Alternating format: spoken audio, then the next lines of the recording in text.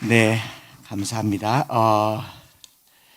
이제 아시겠지만 이제 예배 후에 한시기차로 서울에 이제 시술을 하는데 시술입니다. 수술도 아니고 사람 많은 분들이 걱정도 하고 염려도 하지만 괜찮습니다. 맹장 수술 정도 되려나? 제가 수술은 2번 받은 적이 있어요. 그 수술 받을 때 우리 성도들은 그렇게 금식하며 기도 안 해주셨어요. 뭐냐? 치질 수술. 별로 이렇게 이 시술 받으러 가는데 너무 이렇게 걱정하셔서 걱정하지 마시라고 건강하게 돌아올 거고, 그래서 설교를 12장 다 안 하고 남겨두고 갑니다. 와서 해야 되니까 돌아와야 되겠지 않겠습니까? 오늘 아침에는 카톡으로 어떤 우리 암송학교 계신 목사님 사모님이 가정 예배 드리면서 목사님과 함께 기도를 하는데, 그 목사님께서 우리 한창수 목사님 한창 장수할 목사님이라서 큰일 났다, 이거 장수하면 안 되는데 생각하면서 어쨌든 염려하지 마시고 잘 다녀올 겁니다. 그래서 로마서 말씀을 2절만 짧게 전하고 오늘 예배를 마치고 다녀오려고 하는데요. 로마서를 크게 2부분으로 나누면 여기서 앞과 뒤가 나눕니다. 1장부터 11장까지 교리를 다룬 이론 부분이라고 한다면, 교리, 신학 부분이라고 한다면 12장부터 16장까지는 윤리를 다룬 성도들의 삶입니다. 교리와 윤리라고 하는 기점으로 11장 그리고 12장부터 끝장까지 나눠질 수 있겠죠. 그래서 1장부터 11장까지는 죄인인 인간이 의로우신 하나님과 어떻게 관계를 맺으며 살 수 있느냐라는 것이고, 거기에 대한 대답은 우리 죄를 위하여 보내주신 예수 그리스도를 믿음으로 말미암아 의를 얻고 죄사함을 얻는다라고 하는, 하나님 앞에 우리가 어떻게 의롭다 함을 얻을 수 있는가라는 걸 안내해 주는 거라면, 12장부터 16장까지는 윤리입니다.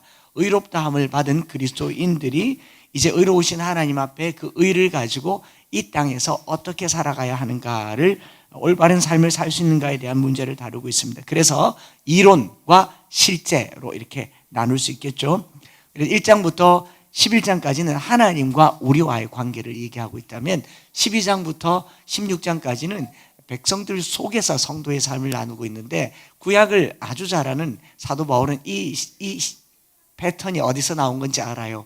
조금만 공부해보면 아는데, 레위기가 1장부터 16장까지가 하나님 앞에 나아가는 예배하는 삶을 두고 보고 있고, 17장부터 27장까지가 백성들 속에 예배하고 나와서 그 속에서 살아가는 거룩한 삶을 얘기합니다. 그래서 레위기 1장부터 16장까지는 거룩이라고 하는 단어가 명사로 사용됩니다. 성물, 성일, 성소, 성직, 성지, 이런 단어로 많이 나오는데, 17장부터 27장까지는 동사로 나와요. 내가 거룩하니 너희는 거룩하라. 나는 너희를 거룩하게 하는 여호와니라. 이렇게 거룩이 삶으로 나타나는 게 레위기 17장부터 27장까지인 것처럼, 어떻게 보면 로마서도 1장부터 11장까지는 하나님 앞에서 우리는 어떤 존재인가? 죄인이죠.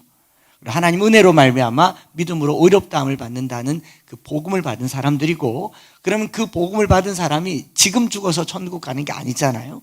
이 땅을 어떻게 살아가야 할까? 12장부터 16장까지 복음을 가진 사람, 믿음을 가진 사람의 삶을 이야기하고 있는 부분입니다. 그래서 믿음의 적용이라고 얘기하는데, 사도 바울은 1장부터 11장까지의 복음 앞에서도 괴로워했어요. 오호라 나는 공고한 사람이로다. 이 사망의 몸에서 누가 나를 건져낼까?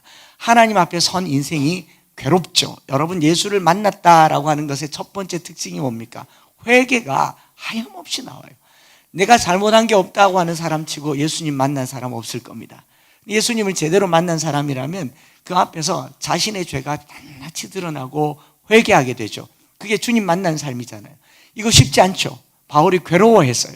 그런데 12장부터 16장까지는 또 다른 겁니다. 어떤 모습입니까? 사람들 속에 살면서 성도가 괴로워하는 모습을 보이고 있어요.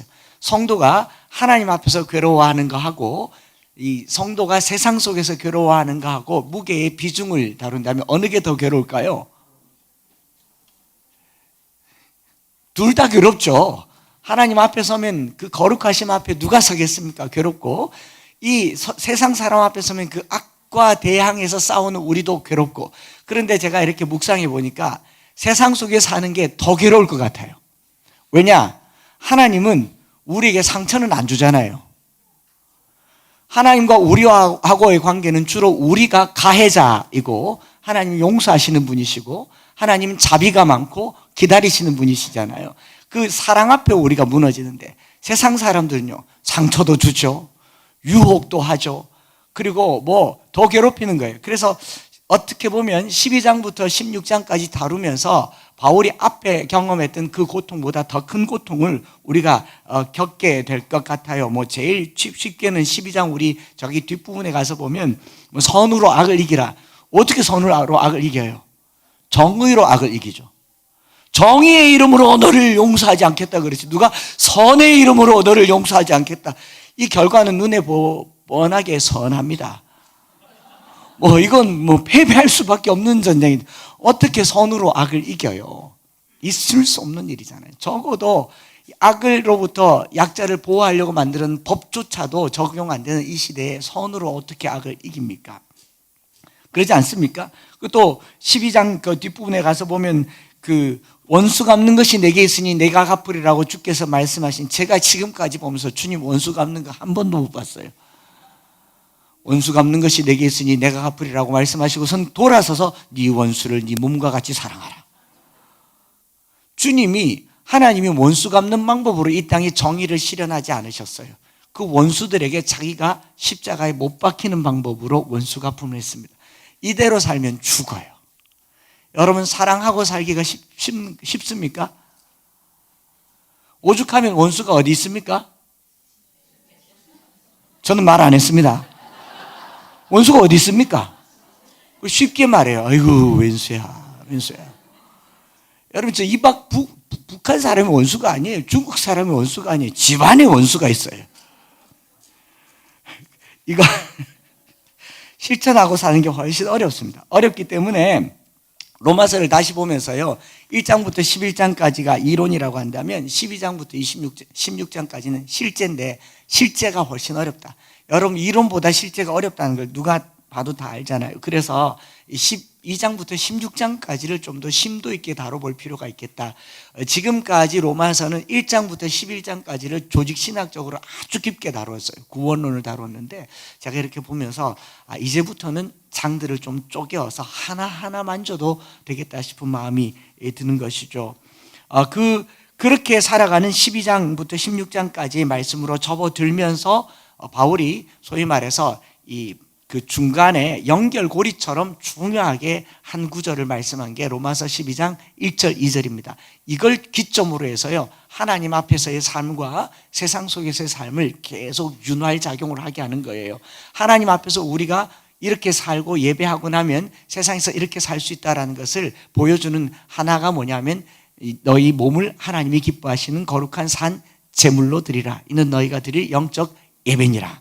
그러니까 하나님과의 예배가 잘 되면 세상에서도 삶도 잘 될 것이고, 세상에서 삶이 무너지면 돌아와서 예배함으로 회복될 것이고, 예배를 통해서 하나님과의 관계가 또 회복되고, 그리고 예배를 통해서 세상에서의 삶을 살아가는 이게 메비우스의 띠처럼 계속 돌고 있는 그 중심에 로마서 12장 1절과 2절이 있다, 이리 생각하시고요, 언제든지 돌아오셔서 12장을 다 암송하기를 권면합니다.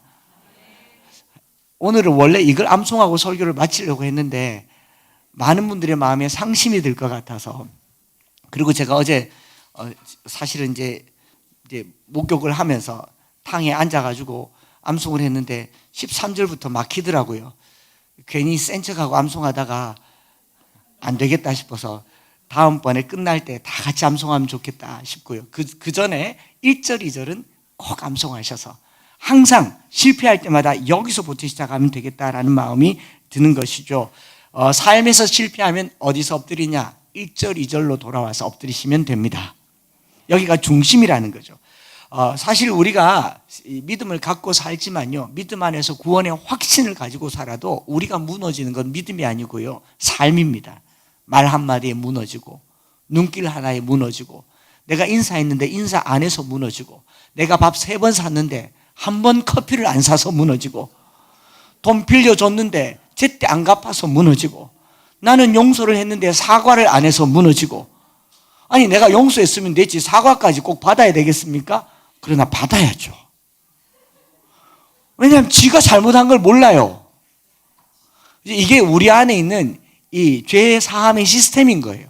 주님은 용서했잖아요. 그런데 우리는 그 용서를 반드시 용서로 끝내지 않고 옳고 그름 시시비비는 가려야 되지 않느냐, 이렇게 얘기합니다. 자, 선으로 악을 이기기가 쉽습니까?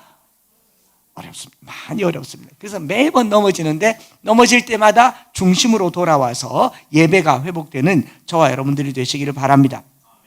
그래서 3절부터 시작되는 은사, 왼팔, 오른팔 받은 은사가 각기 다르니 마땅히 생각할 그 이상의 생각을 품지 말고 지혜롭게 생각하는 그 모든 실천을 하기 전에 1절과 2절을 갈라디아서 2장 20절 읽듯이 100번 정도 읽으시면서 내가 무엇으로 어떻게 예배를 드리며 어떻게 분별해야 될지를 같이 나눠보면 좋겠다 싶은 겁니다.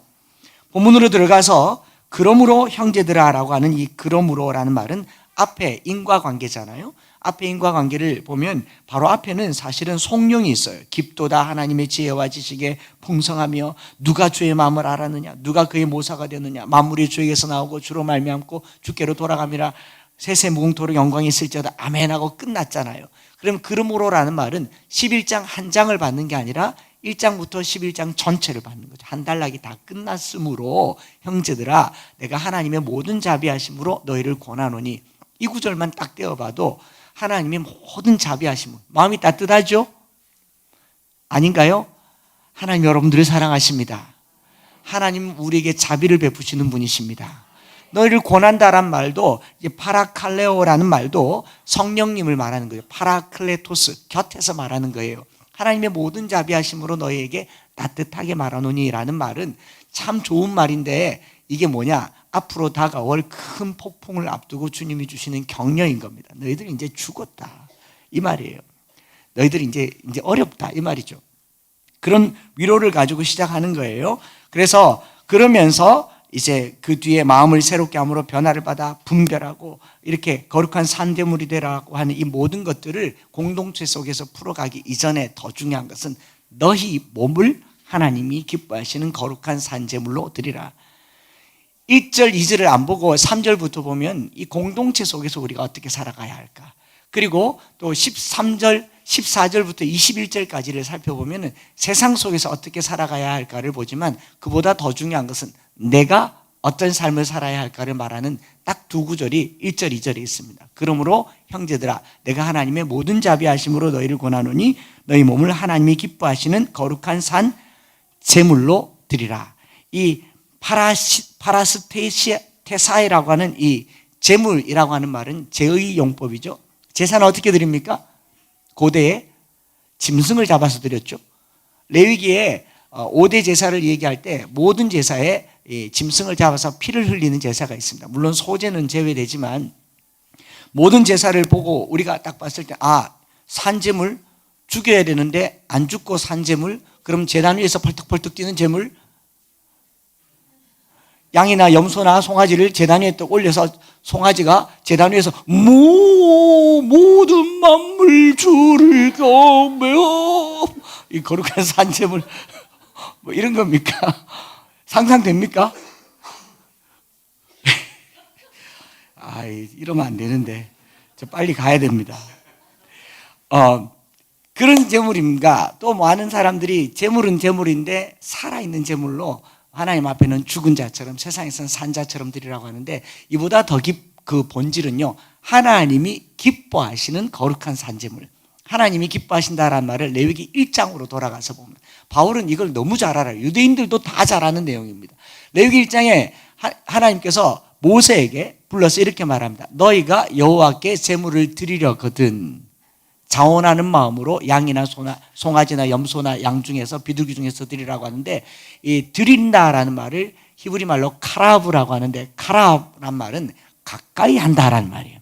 그리고 그 5대 제사 중에서 번제, 소제, 화목제는 각 제사마다 이는 여호와께 향기로운 제물이라 기쁨이라고 얘기해요. 하나님께서 이렇게 드린 제사를 기뻐하는데 이유가 뭐냐? 하나님을 가까이 하는 형태로 드리는 예배를 하나님께서 드리는 제물이라고 얘기해요. 자, 여러분들께 물어볼게요. 여러분들은 하나님께 헌금할 때 예물 드립니까? 뇌물 드립니까? 솔직해지셔야 돼요. 11조를 드리면서 약간 뇌물성이 섞여 있는 형태로 드립니까? 아니면 예물로 드립니까? 안 드려보셔서 모르겠죠. 우리가 하나님께 뭘 드리면서 더 큰 걸 바라는 것을 우리는 뇌물이라고 얘기합니다. 여러분, 주일날 하나님 앞에 뇌물 드리지 마세요. 그거 김영란법 위반입니다. 법에도 저촉받아요. 하나님께 드린 건 예물이에요. 어떤 예물이냐? 하나님께서 우리에게 10가지를 내어놓고 10개를 내어놓고 9개 너 가져가라 그러고 1개 남겨두고 가는 거, 이걸 예물이라고 얘기해요. 근데 우리가 10개를 다 내 것인 것처럼 1개를 개평 뜯어주는 것처럼 드리면 뇌물입니다. 무슨 말인지 아시겠어요? 이걸 카라브라고 얘기하는데, 제사라는 말의 근본적인 전제는 뭐냐면 하나님을 가까이 하는 형태의 관계를 얘기합니다. 또 여쭤볼게요. 여러분들은, 여성분들이 느낌 알 겁니다. 하나님께 나올 때 시집 가듯이 옵니까? 친정 가듯이 옵니까? 느낌 아세요? 시댁은 정기적으로 가면서도 어머니 더 많이 못 해드려서 미안해요. 사실 속에 있는 거 다 냈는데도 늘 미안한 마음이고, 친정은요 어쩌다가 한 번 가는데도 마음이 좋잖아요. 자, 우리 친구들, 중고등학생들께 물어볼게요. 교회를 이월드 가듯이 갑니까? 등교하듯이 옵니까? 이게 제사의 가장 큰 차이란 말입니다. 성경이 말하는 제사는 내가 좋아하는 그분에게 나의 기쁨을 드리고 삶을 드리고 내 영광을 드리는 걸 제사라고 얘기해요. 그래서 하나님께서 시내산에서 산 아래로 내려오셔서 회막에 거하시면서 산에 올라오라고도 안 해요. 우리 하나님이 저기 팔공산 갑바위에 계셨더라면 여러분 주일마다 오겠습니까? 우리 믿음으로는 못 가요. 불자들은 가도. 할렐루야. 우리는 믿음 없는 사람들이에요. 불자에 비하면. 제가 가보니까 동화사예요. 할머니가 8시도 안 됐는데 그렇게 오더라고요. 버스를 타고, 첫 버스를 타고. 우리는 못 가요. 계단 2층도 못 오르는 게 우린데 엘리베이터 없어서 교회 옮기잖아요. 팔공산을 어찌 올라갑니까? 하나님이 시내산 위에 올라가 앉으셔서 호렙산에서 올라오라 그랬으면 반도 안 올라갔을 겁니다. 내려오셨어요. 그를 속에 계시면서 이리 오라 그러세요. 몇 걸음만 뛰면 주님 계세요. 그 올 때 그냥 오지 말고 몸을 거룩하게 하고 기쁜 마음으로 와라. 그게 제사, 거룩한 산제사라는 거고요. 조금 더 성경을 구약보다, 레위기보다 더 앞쪽으로 가서 보면 창세기 3장에 범죄한 아담과 하와에게 하나님이 오셨어요. 범죄한 아담과 하와가 짐승을 잡아서 하나님께 간 게 아니라 하나님께서 동산을 거니시면서 그들을 만나려고 합니다. 아담이 숨었어요. 아담아 네가 어디 있느냐? 몰라서 묻습니까? 딱 봐도 아는데, 그것도 하나님이 설계 도면 안에 있는 건데 물어요. 어디 있느냐? 제가 범죄하여서 부끄러워 숨었나이다. 누가 너를 부끄럽다 했느냐? 제가 벗었으므로 누가 너에게 부끄러움을 줬느냐는 거예요. 그랬더니 너 따먹었구나. 그랬더니 아담이 그래도 가오는 있어가지고 당신이 내게 준 저 여자가, 이게 attribution theory라고요. 원인 귀속 이론이라고 해요. 우리는 어떤 잘못을 지으면 사과하기 이전에 원인을 찾으려고 그래요. 그렇지 않습니까? 남편 잘못 만나서, 친구 잘못 만나서, 뭘 선택 잘못해서. 내가 잘못했단 말을 잘 안 하는 종족이 우리 종족입니다. 여러분 잊지 마세요. 우리는 유전자가 아담이에요. 그죠? 그래서 담이 잘 걸리잖아요. 자주 담 걸릴 때마다 우리가 담의 후손이구나 이렇게 생각하시면 돼요. 그러니까 늘 범죄하는 백성들이라고요. 하와한테 했더니 하와도 또 아니나 다를까 저 뱀이 나를 꼬셨습니다. 그렇게 얘기하고는 뱀을 저주하고 땅을 저주하고 하나님의 상함이 막 저주로 나타날 때 그 의로우심이 어디로 드러나느냐? 짐승을 하나님이 잡으세요. 사람이 짐승 잡아서 하나님께 예배를 드리는 게 아니고 하나님이 짐승을 잡아서 피를 최초로 흘립니다. 그리고 그 짐승의 가죽을 가지고 옷을 만들어서 아담에게 딱 입혀주시면서 한번 봐라, 한번 돌아봐라. 됐네. 아무도 너를 부끄럽게 할 사람 없다. 아무도 너를 들춰낼 사람 없다. 그리고 그 무화과로 가린 거 며칠 지나면 없어지지만 이거 계속한다. 괜찮아. 하나님이 먼저 오셨고 하나님이 짐승을 잡으셨고 하나님이 덮어주셨어요. 똑같이 하나님이 성육신 하셨고 하나님이 십자가에서 죽으셨고 하나님이 그 피로 저와 여러분들을 덮어주셨어요. 바울이 이야기하는 거룩한 산 제물이란 말은 하나님이 우리에게 오셔서 예수께서 죽으심으로 말미암아 내가 살게 되었으니 하나님과 가깝게 지내라. 이게 성도의 삶의 기본입니다.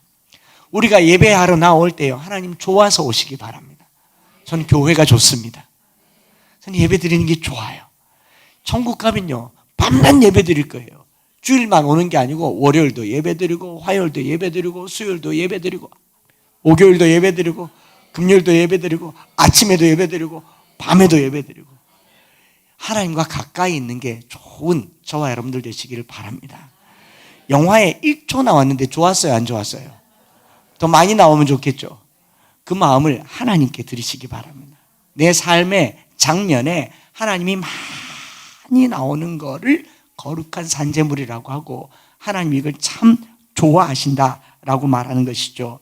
그래서 우리가 하나님 앞에 하나님이 기뻐하시는 거룩한 산제물이 되는데 여기 우리가 눈여겨보려고 하는 한 단어요. 뭘 하나님이 기뻐하시는 산제물로 드리라고 합니까? 몸을이라고 얘기하잖아요. 몸을.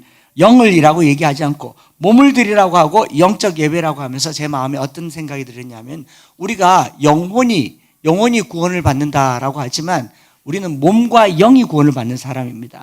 우리 영혼이 구원받으려면 예수님이 일부러 몸을 입고 몸으로 이 땅에 오실 이유가 없는 분이세요. 그렇지 않습니까?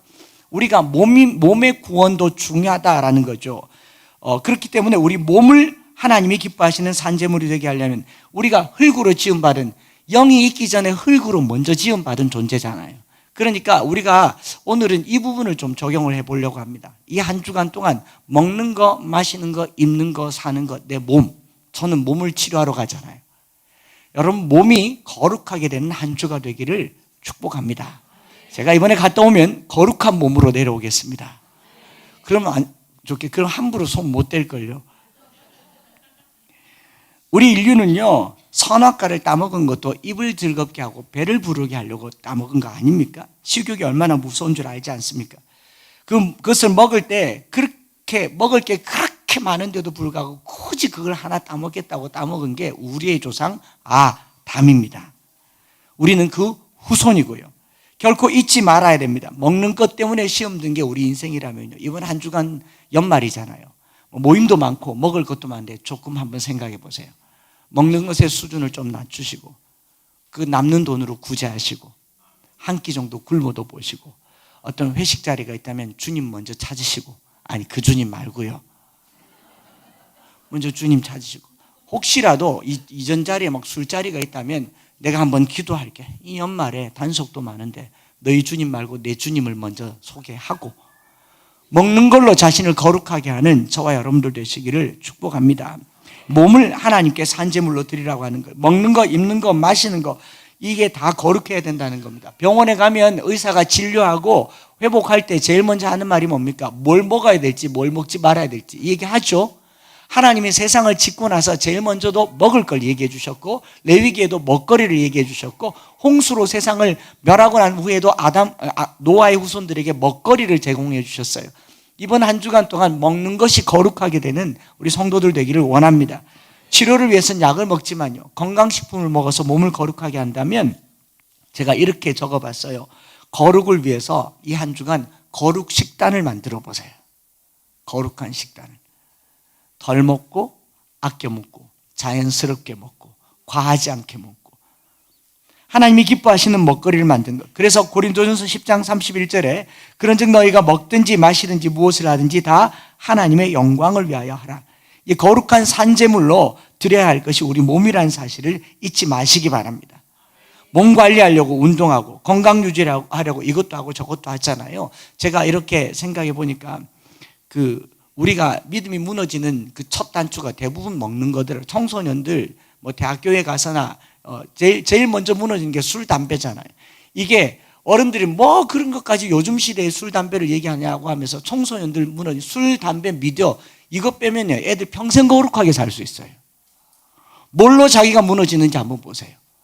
먹는 거 달리 해주셔야 됩니다. 집에서 웬만하면 집밥 먹이시고 식당 하신 분들 한 번씩 하시고 거룩한 산재물이 바로 우리 몸이라는 사실을 잊지 마시기 바랍니다. 여러분 건강하게 살려고 막 운동 100세까지 어제도 29살 된 청년이 출근하는 길에 그 작업화를 신고 매일매일 뛰었더니 이 사람이 아마추어 마라톤 대회 작업화를 뛰었는데 이 2시간대에 뛰었다고 해서 나왔는데 29살인데 얼굴은 보니까 한 40세 되어 보이더라고요. 근데 그 친구가 하는 말이 굉장히 건강한데 100세까지 뛰고 싶대요. 100세까지 뛰다가 천국 못 가면 뭔 소용이 있습니까? 아닌가요? 천국 가서 막 지옥 가서 뛰면 무슨 소용이, 그분은 전 예수 믿는지 몰라요. 그런데 건강 유지하려고 열심히 살아서 100살까지 살면 무슨 의미가 있습니까? 단 하루를 살아도 거룩을 유지하는 삶을 사시기 바랍니다. 저는 100세, 80세, 120세 그런 소망이 없어요. 50년 살아도 60년 살아도 그 삶이 거룩하다면 영광스러운 삶이 될 줄 믿습니다. 그래서요 우리 지금부터 저나 여러분들은 우리 아이들 포함해서 저나 여러분들의 삶은 이 땅에서 거룩하게 살기가 훨씬 어렵습니다. 그래서 미안하지만 제가 저 말이 아니라 여러분들 모두에게 권하는 건요 빨리 죽기를 청하세요. 이상한 놈 취급하지 마세요. 우린 살수록 하나님을 버릴 가능성이 높습니다. 악이 그만큼 득세하고 있기 때문에 우리가 집단으로 뭘 하자 이것도 아니고 스스로 뭘 하자 이런 것도 아닌데 영광을 위하여 살다가 오래 사는 삶을 살지 말고 영광을 위해 살다가 짧아도 좋으니 내 생을 다해서 살아가는 저와 여러분들 되시기를 축복합니다. 우리 한국교회가 강할 수밖에 없었던 이유는 순교자의 신앙이라고 하는 그 뿌리를 가지고 있어요.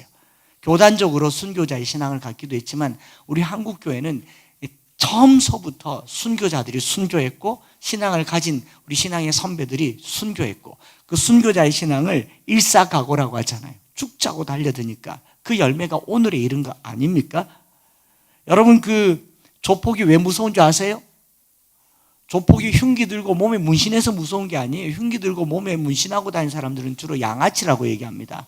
남에게 상해를 끼치는 사람들은 양아치라고 얘기하고요. 진짜 무서운 조폭은 덩치가 크지도 않아요. 칼을 딱 들고는 자기 몸을 막 그어요. 지기라! 왜 못 가? 나 들어와! 그리고 이렇게 무방비 상태로 있는 사람 무서워요. 왜요? 죽자고 달려들잖아요. 오늘 우리 기독교 신앙이 연약해진 이유가 뭐냐면 살자고 신앙생활하는 거예요. 더 살려고 하잖아요. 여러분 오늘 죽어도 주님이 데려가시면 부끄럽지 않은 매일의 삶을 사시기 바랍니다. 그래서 우리 안에 진짜 지금 필요한 신앙이 있다면 일사각오예요. 죽으려고 달려드세요. 그러면요 하나님이 희한하게 또 살려주세요. 죽자고 하니까 하나님이 야야 니는 안 된다. 그런 일이 일어나기를 바랍니다. 그거 아니겠어요? 그러니까 저나 여러분들이 우리의 몸을 거룩을 위해서 모든 것을 드리려고 제물로 드리려고 할 때 살아나는 것 이것을 영적 예배라고 말씀하고 있는 것인 줄 믿습니다. 그래서 우리 한 주간 여기 뒤에 많은데 이제 마무리를 하려고 우리의 몸이 거룩하게 구별되는 거죠. 그렇게 구별되었을 때 사도 바울은 2절에 어떻게 구별된 삶을 살 수 있는가, 몸을 드릴 수 있는가를 이 세대를 본받지 말고 오직 마음을 새롭게 함으로 뭘 받아? 변화를 받아. 본받지 말고 변화를 받아. 하나님의 선하시고 기뻐하시고 온전하신 뜻이 무엇인지 분별하도록 하라. 오늘 우리가 우리의 몸을 거룩하게 드리기 위해서 변화를 받는다. 11장의 이미지를 그대로 가지고 오면요, 돌감람나무가 접붙임을 받으면 첫 번째로 나타나는 현상이 뭐겠습니까? 잎이 달라져요. 변화를 겪는다. 나무의 형질이 달라집니다. 그렇지 않습니까? 본 나무의 형질도 달라지지만 변화라고 하는 거죠. 저희 중학교 때 지금도 절친한 친구인데 중학교 때 머리를 깎아머리 하고 다녔잖아요. 초등학교 6학년 때까지 이 친구가 생머리였어요. 찰랑찰랑한 생머리였는데 중학교 입학해서 머리를 한번 일부러 밀고 나서부터 그때부터 완전 곱슬머리가 되는 거예요. 그냥 곱슬머리가 아니라 그 아프리카 사람처럼 딱 붙은 곱슬머리가 돼서 너무 신기했어요. 야, 니는 머리가 속에서부터 파마가 돼서 나오네. 아직까지 곱슬머리입니다. 신기하지 않아요? 이런 걸 우리는 신비라고 얘기합니다. 돌감람나무가 떡져 붙었는데 작년까지 없던 나뭇잎이 생깁니다. 작년에 나지 않던 열매가 생기는 거예요. 성도의 삶의 가장 큰 열매는요, 변화인데, 여기 변화라는 말은 헬라 말로 메타모르포라고 하는데, 메타라는 말은 곁에, 가까이 두었더니 모르포, 형질이 변한다. 모르포라는 말은 폼이란 말인데요. 폼, 형태가 변한다는 거죠. 메타모르포라는 형태가 변하는데, 영어 번역에는 이런 표현이 있더라고요. Let God transform you into a new person by changing the way you think. 이런 표현 써요. Let God transform you. 하나님이 너를 변화시키는데, 그냥 변화시키는 것이 아니라 transform이란 말을 써서 저는 이걸 보면서 조금 기도 제목을 삼아 보려고 합니다. form이라고 하는 건요, 자세를 두고 말해요. 자세, 폼 잡아라. 폼 잡아라. 이거 자세라고 하잖아요. 자세. 근데 이 폼을 중심으로 어떤 형태가 나타나느냐, 폼을 안으로 가지고 오면 인폼이라고 합니다. 인폼은 정보가 들어오는 거예요. 그래서 인폼, 좀 아는 사람. 여러분, 우리가 변화를 받는데 머리가 변화받는 사람은 좀 아는 사람, 아는 게 많아요.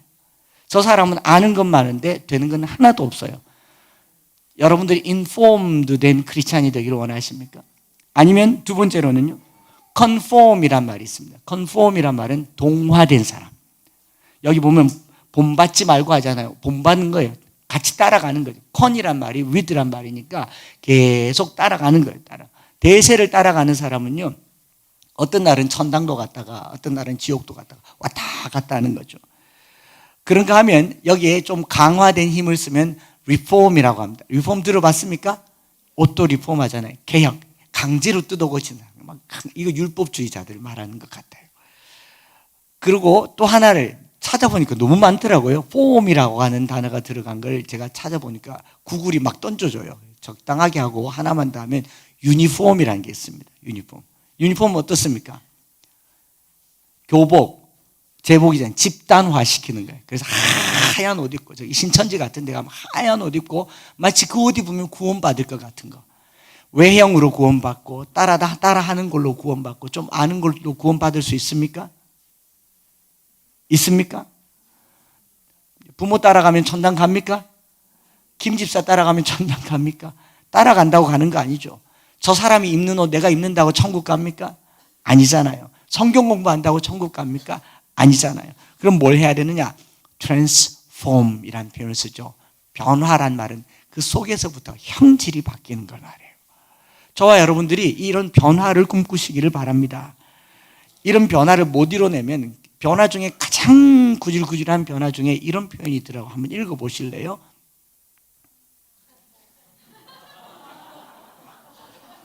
영어인데 뭔지 아세요? 자, 같이 읽어볼까요? 시작.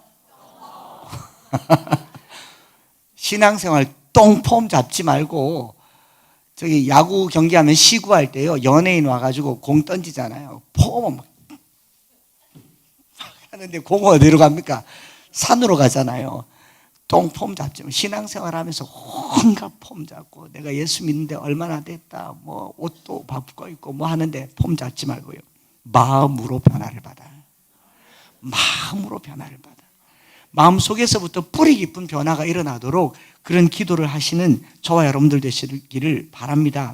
그래서 로마서에 보면 나와 있는 이 변화, 지금부터 시작되는 게 변화예요.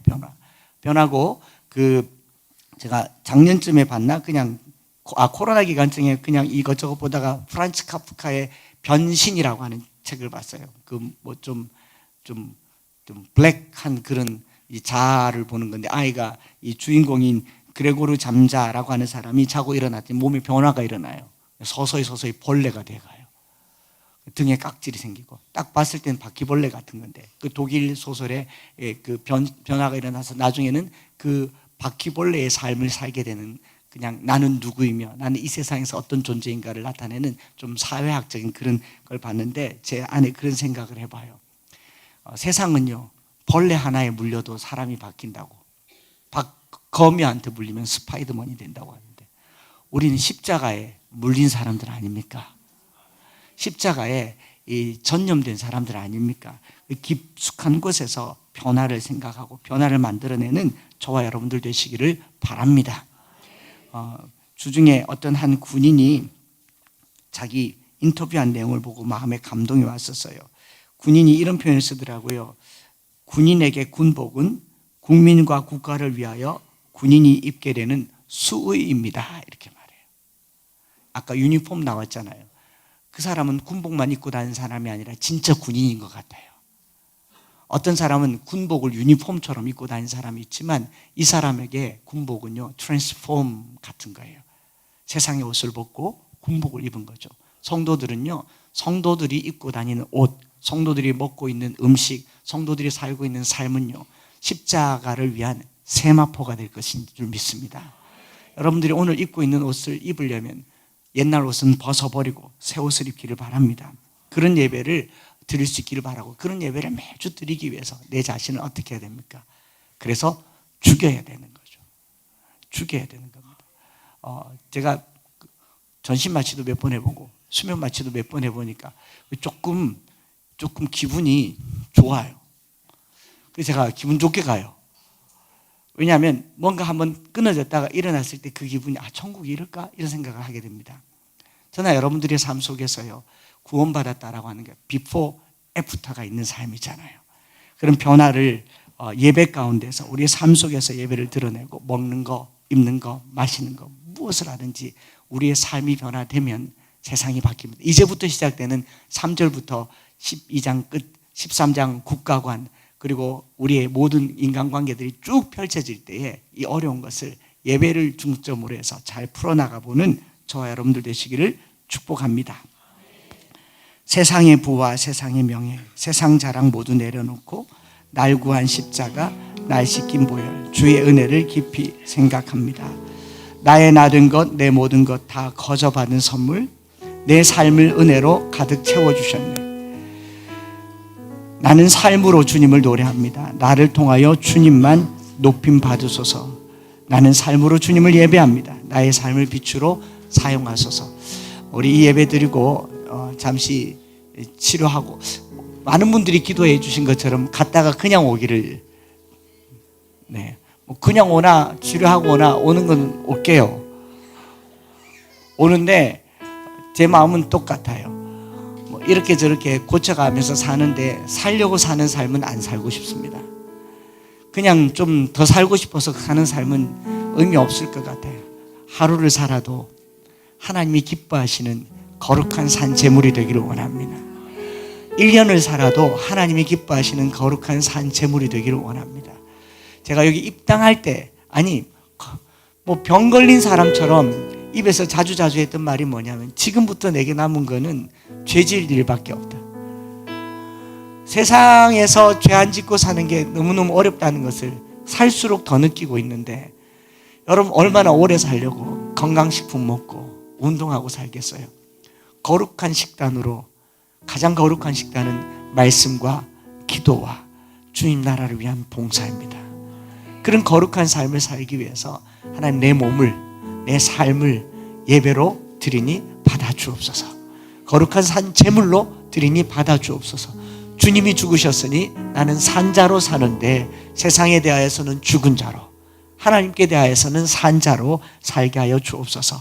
같이 기도하시면 좋겠습니다. 찬양하십니다.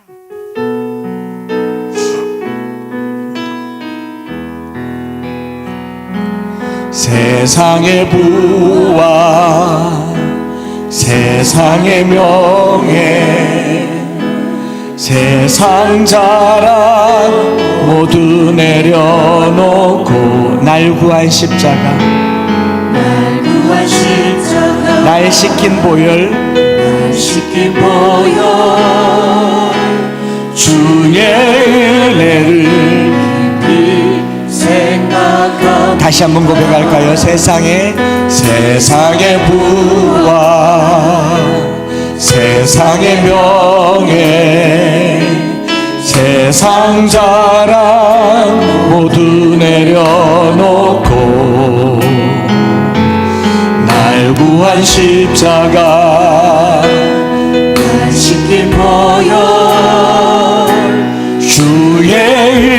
은혜를 깊이 생각합니다. 나의 나 된 것, 내 모든 것 다 거저 받은 선물, 내 삶을 이대로 가득 채워주셨네. 나의 나 된 내 모든 것 다 거저 받은 선물, 내 삶을 주신 분께 다시 올려드리니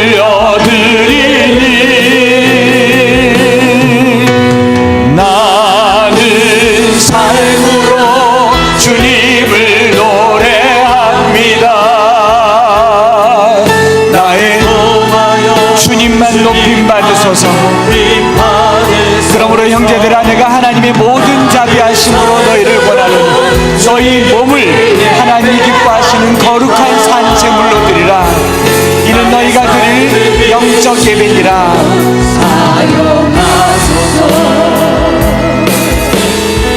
너희는 이 세대를 본받지 말고 오직 마음을 새롭게 함으로 변화를 받아 하나님의 선하시고 기뻐하시고 온전하신 뜻이 무엇인지 분별하도록 하라. 하나님께서 오늘 우리에게 은혜를 주셨다면요, 세상에서 변화된 삶으로 살아갈 수 있는 힘이 될 것입니다. 오늘 우리에게 은혜를 더하여 주셔서 주님 앞에 온전한 자들, 이제 세상 앞에 온전하게 설 수 있도록 우리 다시 한번 고백하십시다. 나의 나 된 것, 나의 나 된 것, 내 모든 것 다 거저 받은 선물, 내 삶을 은혜로 가득 채워. 나의 나 된 것, 나의 나 된 것, 내 모든 것 다 거저 받은 선물, 내 삶을 주신 분께 다시 올려드리니 나는 삶으로 주님을 예배합니다. 나를 통하여 주님만 높임 받으소서. 나는 삶으로 주님을 예배합니다.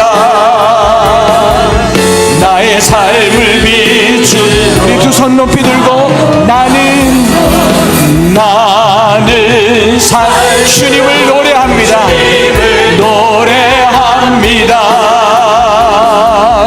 나를 통하여 주님만 높임 받으소서. 나는 삶으로 주님을 예배합니다.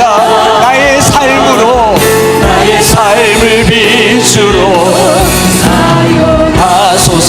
우리 이 시간에 한번 기도할 텐데요, 그동안 저를 위해서 많이 기도해 주셔서 무탈할 것이고 별일 없겠지만 이 시간 특별히 기도하기를 원하는 것은, 여기 있는 성도분들 중에도 육체의 질병과 같은 연약함을 가지고 치료가 필요한 분들이 있습니다. 여러분, 하나님이 살게 하신다면 그 이유는 한 가지예요. 하나님을 영화롭게 하기 위하여 변화된 삶으로 삶의 산 제사가 되기 위해서 하나님 먹든지 마시든지 무엇을 하든지 단 한순간도 단 한 삶도 주님의 영광을 위하여 살게 하여 주시옵소서. 살아도 주를 위하여 살고 죽어도 주를 위하여 죽나니 사나 죽으나 우리가 주의 것이로다. 주님의 삶을 살게 하여 주시옵소서. 이 한 주간 먹는 것 마시는 것 누리는 것 구별되게 하여 주시옵소서. 혹여나 이 가운데 뭔가를 끊어야 할 결단이 있다면 오늘 하세요. 이 한 주간에 하십시오. 여러분, 그거 먹는다고 더 사는 것 아니고 그거 안 먹는다고 죽는 것도 아닌데 왜 거기 연연합니까? 끊어버리고 거룩한 삶을 살기를 원합니다. 포기하고 주님의 삶을 살기를 원합니다. 그러다가 병 걸려서 또 병원 가지 않겠어요? 하나님, 내 삶을 거룩하게 영광스럽게 사용하여 주시옵소서. 삶으로 예배하게 하여 주시옵소서. 우리 모든 삶을 주께 맡겨드리며 주의 이름 부르며 합심해서 기도하며 나가겠습니다. 주여, 삶으로 예배드리게 하여 주시옵소서. 하나님의 모든 자비하심으로 원하노니 너희 몸을 하나님이 기뻐하시는 거룩한 산제물로 드리라. 이는 너희가 드릴 영적 예배니라. 너희 이 세대를 본받지 말고 이 세대를 본받지 말고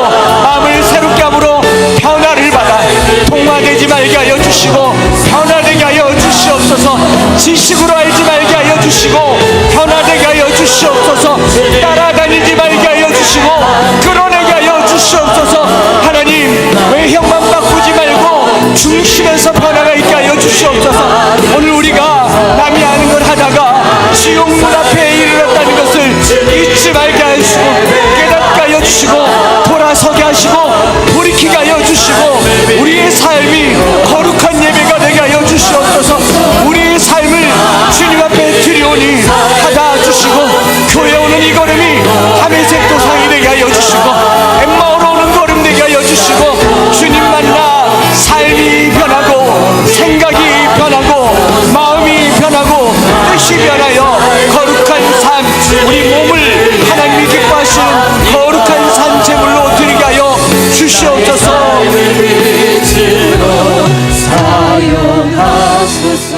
하나님 아버지, 우리가 예수 믿어 하나님의 자녀 된 것 같지만 세상에 나가보니 하나도 다를 바 없고 이렇게 살다가 우리의 구원마저도 흔들릴까 두려워하게 하여 주시옵소서.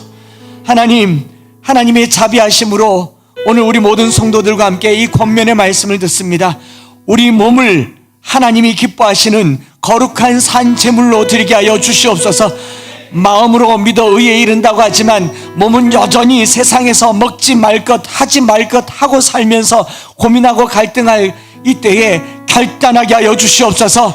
하나님, 세상을 본받아 살고 세상을 따라 살며 주님과 너무 멀어진 삶을 뒷걸음질 치듯이, 방향은 주님을 향하였으나 걸음은 뒷걸음질 치듯이 살아가고 있는 이 동화된 삶, 본받는 삶에서 돌이키게 하여 주시고 마음으로부터 변화를 받게 하여 주시고 새로워진 삶을 살게 하여 주시고 먹든지 마시든지 무엇을 하든지 하나님의 영광을 위하여 살게 하여 주시옵소서. 많은 사람들이 건강하게 오래 살기를 원하지만 하나님, 우리는 영원을 살기를 원합니다. 땅에서의 삶에 목숨 걸지 말게 하여 주시고 땅에서의 삶에 연연하지 말게 하여 주시고 하루를 살아도 주님 영광 위에 살게 하여 주시고 10년을 살아도 주님 영광 위에 살게 하여 주시고 100년 살아 부끄러우니 하나님, 단 하루를 살고 영광스러운 삶을 선택하는 믿음의 결단도 허락하여 주시옵소서. 오늘 우리의 삶이 하나님께 영광이 되기를 원하고, 특별히 우리 성도들 가운데 육체에 연약한 자들이 있다면 작은 목사를 위해서도 이렇게 기도하는데 성도들이 더 기도하여서 이 교회에 속한 모든 성도들의 삶에 회복과 치유와 돌이킴과 영광이 나타나게 하여 주시옵소서. 일주일간 우리의 삶에 큰 변화를 간절히 기도하고 기대하며 구주 예수 그리스도의 크신 은혜와 아버지 하나님의 변함없으신 사랑하심과 성령 하나님 위로교통 충만 역사하심이 사랑하는 모든 성도들의 삶에 우리의 몸을 하나님이 기뻐하시는, 우리의 몸을 하나님이 기뻐하시는 거룩한 산제물로 드리기를 소망하는 사랑하는 모든 성도들 머리 위에 이제로부터 영원토록 함께 있을지어다. 아멘.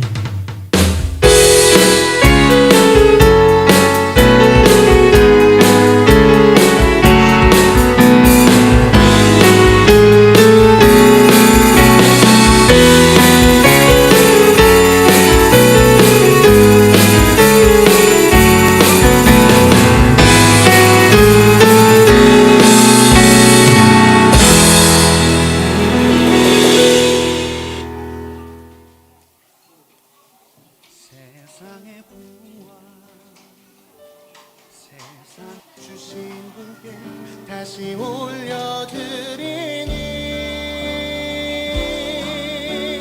나는 삶으로 주님을 노래합니다. 나를 통하여 주님만 높임 받으소서. 나는 삶으로 주님을 예배합니다. 나의 삶을 빛으로